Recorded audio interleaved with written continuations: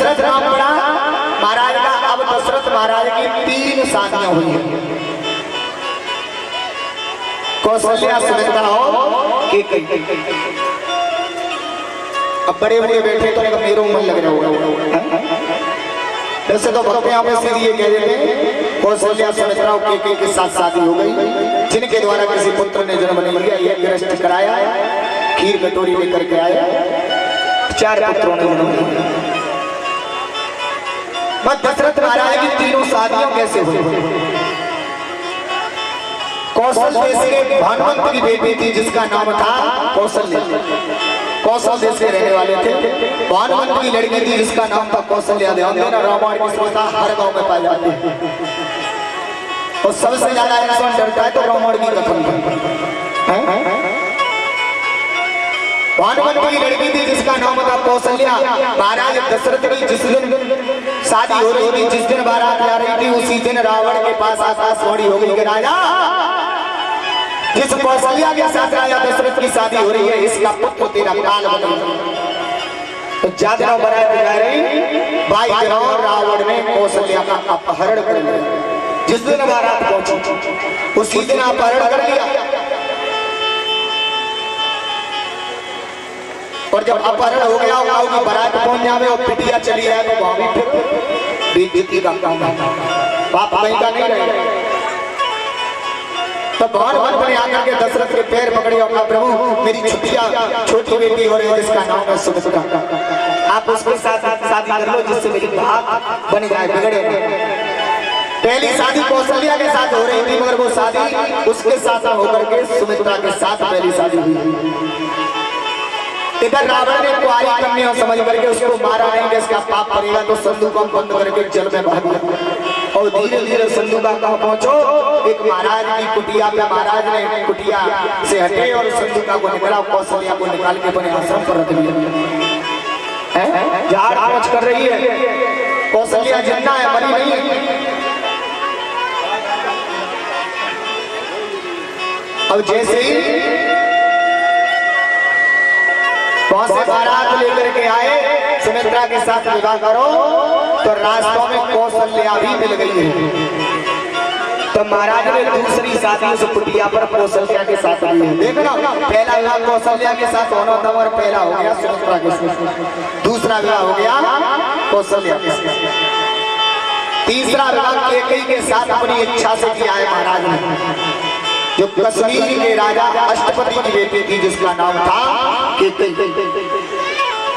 कश्मीर के राजा अष्टपति की बेटी थी जिसका नाम था कैकेयी। और बता दूं, कैकेयी पूर्व जन्म में भिक्षु नाम के ब्राह्मण की पत्नी थी जिसका नाम था कलहा। पूर्व जन्म में देखिए तो नाम का उसकी हाँ, ये बड़े बूढ़े बता पाएंगे, कभी तो हमें बताया, जब नई खेलों को कोई नहीं बता पाएगा और नहीं हर इंसान इसको बोलता। अगर कोई बोलता हो तो बताओ, कैकेयी का पूर्व जन्म कोई बोल देता हो।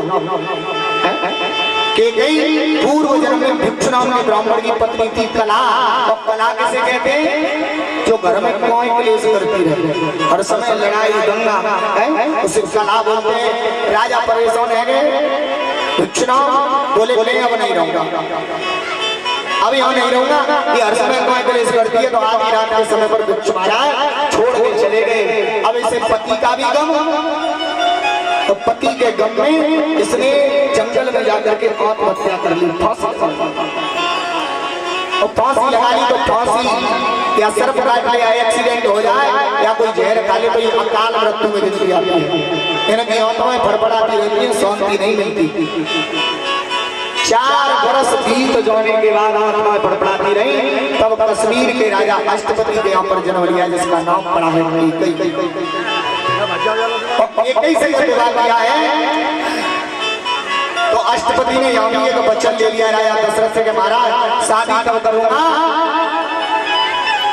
जब आने वाले समय में मेरी कैकेयी के द्वारा जो पुत्र जन्म लेगा वो अयोध्या का राजा बनेगा। तो यहाँ भी एक कारण खड़ा है।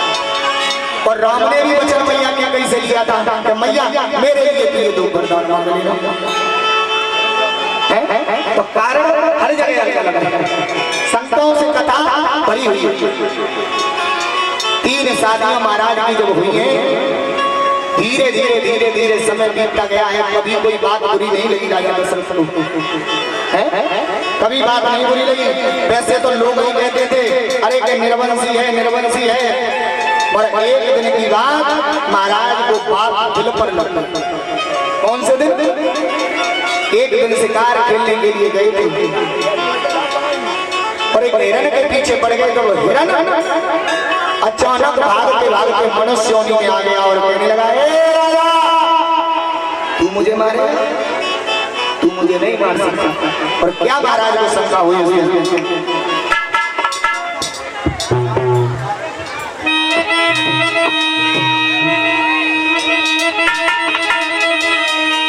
क्या कर रही है रामायण की चौपाई?